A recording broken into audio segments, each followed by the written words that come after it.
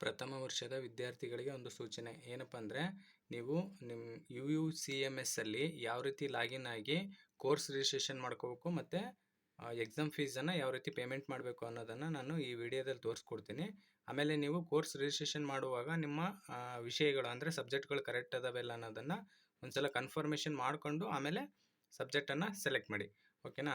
ನಿಮ್ಮ ಪ್ರತಿಯೊಬ್ಬರಲ್ಲೂ ಇದು ಮೊಬೈಲ್ ಇರುತ್ತೆ ಎಲ್ಲರ ಹತ್ರನೂ, ಸ್ಮಾರ್ಟ್ಫೋನು. ಮತ್ತು ನಿಮ್ಮ ಮೊಬೈಲಲ್ಲಿ ಕ್ರೋಮ್ ಇದ್ದೇ ಇರುತ್ತೆ.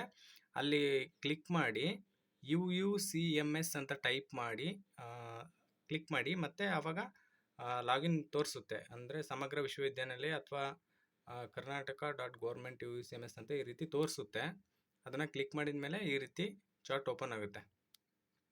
ಕೆಲವರೆಲ್ಲ ಓಪನ್ ಮಾಡಿದ್ದೀರಾ ಮುಂಚೆ ಎಲ್ಲ, ಆದರೂ ಒಂದ್ಸಲ ಹೇಳ್ತಾ ಇದ್ದೀನಿ.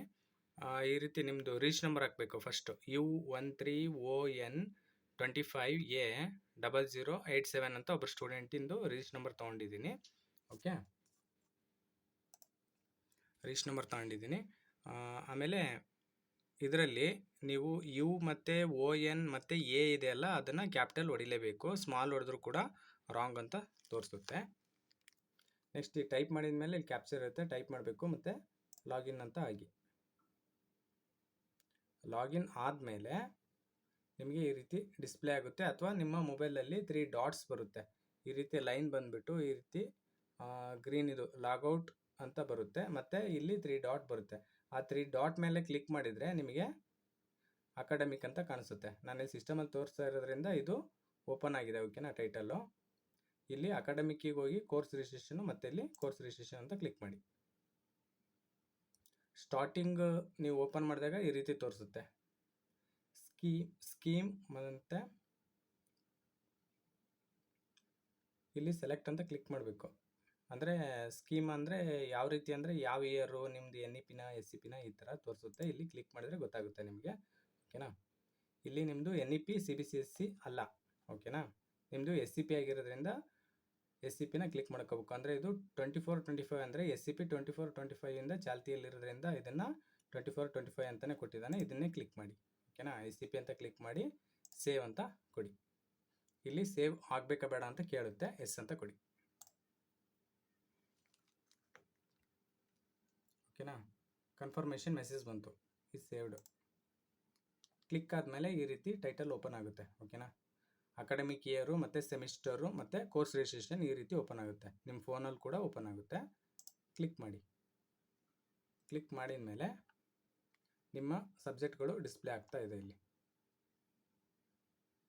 ಅಷ್ಟು ಸಬ್ಜೆಕ್ಟ್ ಇದೆನಾ ಅಂತಂದೇಳಿ ಒಂದು ಸಲ ನೋಡ್ಕೊಳ್ಳಿ. ಓಕೆನಾ? ಆಮೇಲೆ ಇನ್ನೊಂದು ಇಂಪಾರ್ಟೆಂಟ್ ಏನಂತಂದರೆ, ಇಲ್ಲಿ ಮಿನಿಮಮ್ ಮತ್ತು ಮ್ಯಾಕ್ಸಿಮಮ್ 26 ಕ್ರೆಡಿಟರ್ಸ್ ಇದೆ. ಇದು ಇಷ್ಟು ಆಗಲೇಬೇಕಾಗುತ್ತೆ.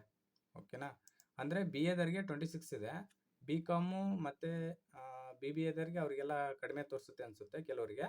ಅಲ್ಲಿ ಮೇಲ್ಗಡೆ ಇಲ್ಲಿ ಎಷ್ಟು ತೋರಿಸುತ್ತೋ ಅಷ್ಟು ಕೂಡ ನೀವು ಸಬ್ಜೆಕ್ಟನ್ನು ಸೆಲೆಕ್ಟ್ ಮಾಡಿದಾಗ ಇಲ್ಲಿ ತೋರಿಸ್ಬೇಕು. ಇಲ್ಲಿ 17 ತೋರಿಸ್ತಾ ಇದೆ ಅಂತಂದರೆ ಇನ್ನೂ ಸಬ್ಜೆಕ್ಟನ್ನು ಕ್ಲಿಕ್ ಮಾಡೋದಿದೆ ಅಂತ ಅರ್ಥ.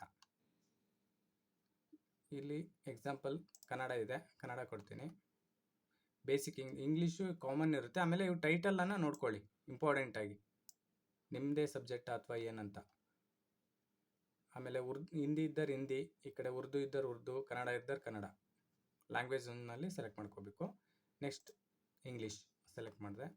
ನೆಕ್ಸ್ಟ್ ಇಲ್ಲಿ US BAದವರಿಗೆ ಕಂಪಲ್ಸರಿ ಇದೆ, ಅದನ್ನ ಕ್ಲಿಕ್ ಮಾಡ್ಕೊಳ್ಳಿ.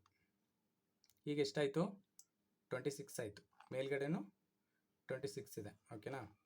ಇದಾದಮೇಲೆ ನೀವು ಸಬ್ಮಿಟ್ ಅಂತ ಕೊಡಬೇಕು. ನಾನು ಸಬ್ಮಿಟ್ ಕೊಡ್ತಾ ಇದ್ದೀನಿ. ಇಲ್ಲಿ ಎಸ್ ಆರ್ ನೋ ಕೇಳುತ್ತೆ, ಎಸ್ ಅಂತ ಕೊಡಿ.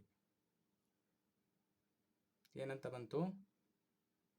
ಕೋರ್ಸಸ್ ಸಬ್ಮಿಟೆಡ್ ಸಕ್ಸಸ್ಫುಲಿ ಅಂತ ಬಂತು. ಓಕೆನಾ? ಓಕೆ ಅಂತ ಕೊಡಿ. ಇದಾದಮೇಲೆ ನಿಮ್ಮದು ಕೋರ್ಸ್ ರಿಜಿಸ್ಟ್ರೇಷನ್ ಈಸ್ ಕಂಪ್ಲೀಟ್. ಓಕೆನಾ? ಇದಾದಮೇಲೆ ನೆಕ್ಸ್ಟ್ ಸ್ಟೆಪ್ ಏನಂತ ಅಂದರೆ, ಸಡನ್ಲಿ ನೀವು ಓಪನ್ ಮಾಡಿದರೆ ಅದರಲ್ಲಿ ಗೊತ್ತಾಗಲ್ಲ. ಓಕೆನಾ? ನೆಕ್ಸ್ಟ್ ಇದು ಇಷ್ಟಾದಮೇಲೆ ಅದು ನೆಕ್ಸ್ಟು ಲಾಗಿನಿಗೆ ಹೋಗುತ್ತೆ. ಅದನ್ನು ಅಪ್ರೂವ್ಡ್ ನಾವು ಕಾಲೇಜ್ ಕಡೆಯಿಂದ ಕೊಡ್ತೀವಿ. ಓಕೆನಾ? ಕಾಲೇಜಿನ ಕಡೆಯಿಂದ ನಾವು ಸಬ್ಜೆಕ್ಟನ್ನು ಚೆಕ್ ಮಾಡಿ ಕೊಡ್ತೀವಿ ಒಂದ್ಸಲ. ಆದರೆ ನೀವು ಕರೆಕ್ಟಾಗಿ ಸಬ್ಜೆಕ್ಟನ್ನು ಕ್ಲಿಕ್ ಮಾಡಿ ಅಪ್ರೂವ್ಡ್ ಕೊಟ್ಟರೆ ಒಳ್ಳೆಯದು. ನೆಕ್ಸ್ಟ್ ಅದು ನಾವು ಅಪ್ರೂವ್ಡ್ ಕೊಟ್ಟ ಮೇಲೆ ನಿಮಗೆ ಇಲ್ಲಿ ಜಸ್ಟ್ ಈ ರೀತಿ ತೋರಿಸಲ್ಲ, ಮತ್ತೆ ಈ ರೀತಿ ತೋರಿಸಲ್ಲ. ಓಕೆನಾ? ಎಲ್ಲ ಓವರಾಲ್ ನೀವು ಸಬ್ಜೆಕ್ಟ್ ಹೆಂಗೆ ಕ್ಲಿಕ್ ಮಾಡಿರ್ತೀರಲ್ಲ ಅದು ಬರುತ್ತೆ ಆಟೋಮೆಟಿಕ್ಕು. ನೆಕ್ಸ್ಟ್ ಎಕ್ಸಾಮಿಗೆ ಹೋಗಬೇಕು. ನೆಕ್ಸ್ಟ್ ಸ್ಟೆಪ್ ಏನಂದರೆ, ನೀವು ಕೋರ್ಸ್ ರಿಜಿಸ್ಟ್ರೇಷನ್ ಆದಮೇಲೆ ನಮ್ಮ ಕಡೆಯಿಂದ ಅಪ್ರೂವ್ಡ್ ಆದಮೇಲೆ ನೆಕ್ಸ್ಟ್ ಸ್ಟೆಪ್ ಇಲ್ಲಿ ಬರುತ್ತೆ. ಓಕೆನಾ? ಎಕ್ಸಾಮ್ ಅಪ್ಲಿಕೇಶನಲ್ಲಿ ಎಕ್ಸಾಮ್ ಅಪ್ಲಿಕೇಶನನ್ನು ಕೊಡಬೇಕು. ಇಲ್ಲಿ ಕೊಟ್ಟರೆ ನಿಮಗೆ ಇಲ್ಲಿ ಓಪನ್ ಆಗಿದೆ ನೋಡಿ. ಓಕೆ, ಇಲ್ಲಿ ಎರಡು ಆಪ್ಷನ್ ಇರುತ್ತೆ. ಇಲ್ಲಿ ವ್ಯೂ ಎಕ್ಸಾಮ್ ನೋಟಿಫಿಕೇಷನ್ ಇದೆ, ಮತ್ತು ವ್ಯೂ ಅಟೆಂಡೆನ್ಸ್ ಇದೆ, ಮತ್ತು click here to apply for exam notification ಅಂತ ಇದೆ. ನೀವು ಇದೆರಡನ್ನು ಕ್ಲಿಕ್ ಮಾಡಬೇಡಿ. ಇಲ್ಲಿ click here to apply for exam notification ಅಂತ ಐತಲ್ಲ, ಇದ್ರ ಮೇಲೆ ಕ್ಲಿಕ್ ಮಾಡಬೇಕು. ಓಕೆನಾ? ಕ್ಲಿಕ್ ಆದಮೇಲೆ ನಿಮ್ಮ ಸಬ್ಜೆಕ್ಟ್ ಓಪನ್ ಆಗುತ್ತೆ ಇಲ್ಲಿ ಮೇಲ್ಗಡೆ. ಅಂದರೆ ನಾವು ಅಪ್ರೂವ್ಡ್ ಕೊಟ್ಟ ಮೇಲೆ ಓಪನ್ ಆಗುತ್ತೆ. ಆಮೇಲೆ ನಿಮ್ಮ ಫೀಸ್ ಕೂಡ ಇಲ್ಲಿ ಓಪನ್ ಆಗುತ್ತೆ. ಅಷ್ಟು ಸಬ್ಜೆಕ್ಟಿಂದು ಫೀಸ್ ಬರುತ್ತೆ. ಯಾಕೆಂದರೆ ನಾವಿನ್ನೂ ಅಪ್ರೂವ್ಡ್ ಕೊಟ್ಟಿಲ್ಲ, ಅದಕ್ಕೋಸ್ಕರ ಇಲ್ಲಿ ಓಪನ್ ಆಗಿಲ್ಲ. ಓಕೆನಾ? ಆಮೇಲೆ ಇಲ್ಲಿ ಬ್ಯಾಕ್ ಅಂತ ಐತಲ್ಲ, ಇದ್ರ ಪಕ್ಕ ಪೇ ಅಂತ ಆಪ್ಷನ್ ಬರುತ್ತೆ. ನೆಕ್ಸ್ಟು ನಾವು ಅಪ್ರೂವ್ ಮಾಡಿದ ಮೇಲೆ ಪೇ ಅಂತ ಆಪ್ಷನ್ ಬರುತ್ತೆ. ಇಲ್ಲಿ ಪೇ ಅಂತ ಕ್ಲಿಕ್ ಮಾಡಿ ನೀವು ಪೇಮೆಂಟನ್ನು ಮಾಡ್ಬೋದು. UPI-ಇಂದ ಅಥವಾ ಫೋನ್ಪೇಯಿಂದ, ಈ ರೀತಿ ಫೋನ್ಪೇಯಿಂದ ಆದರೂ ಆಗಿರ್ಬೋದು, ಅಥವಾ ಯಾವುದೇ ನೆಟ್ ಬ್ಯಾಂಕಿಂಗ್ ಇದರಿಂದ ನೀವು ಅಮೌಂಟನ್ನು ಪೇ ಮಾಡ್ಬೋದು.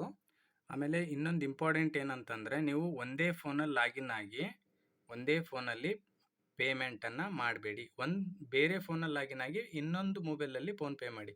ಏಕೆಂತಂದರೆ ನೀವು ಫೋನ್ಪೇ ಮಾಡೋಕ್ಕಾರ ಇದರಲ್ಲಿ ಒಂದರಲ್ಲಿ ಲಾಗಿನ್ ಆಗಿರ್ತಿರಲ್ಲ, ಅಲ್ಲಿ ಸೆಕೆಂಡ್ ಓಡ್ತಾ ಇರ್ತೈತಿ. ಆ ಸೆಕೆಂಡ್ ಏನಾದರೂ ಸ್ಟಾಪ್ ಆಯಿತು ಅಂತಂದರೆ ಮತ್ತೆ ನಿಮ್ಮ ಪೇಮೆಂಟ್ ಕಟ್ ಆಗುತ್ತೆ, ಆದರೆ ಸಕ್ಸಸ್ ಅಂತ ಬರಲ್ಲ. ಓಕೆನಾ? ಆಮೇಲೆ ಇನ್ನೊಂದು ಸ್ಟೆಪ್ ಹೇಳ್ಕೊಡ್ತೀನಿ. ನೀವು ಪೇಮೆಂಟ್ ಆದಮೇಲೆ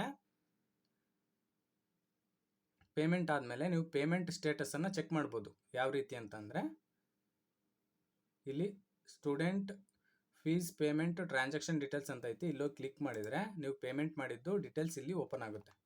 ಓಕೆನಾ? ಯಾಕೆಂದರೆ ಇಲ್ಲೇನು ಪೇಮೆಂಟ್ ಆಗಿಲ್ಲ, ಅದಕ್ಕೋಸ್ಕರ ನೋ ಡಾಟಾ ಅವೈಲೇಬಲ್ ಅಂತ ಬರ್ತಾ ಇದೆ. ನೆಕ್ಸ್ಟ್ ನೀವು ಪ್ರತಿಯೊಬ್ಬರು ಇದನ್ನು ಚೆಕ್ ಮಾಡಬೇಕು. ಪೇಮೆಂಟ್ ಆದವರು ಇಲ್ಲೇನು ಫೇಲ್ಯೂರ್ ಆಗಿದೆನೋ ಸಕ್ಸಸ್ ಆಗಿದೆನೋ ಪ್ರತಿಯೊಂದು ತೋರಿಸುತ್ತೆ. ಇದು ನಿಮ್ಮದೇ ಜವಾಬ್ದಾರಿ.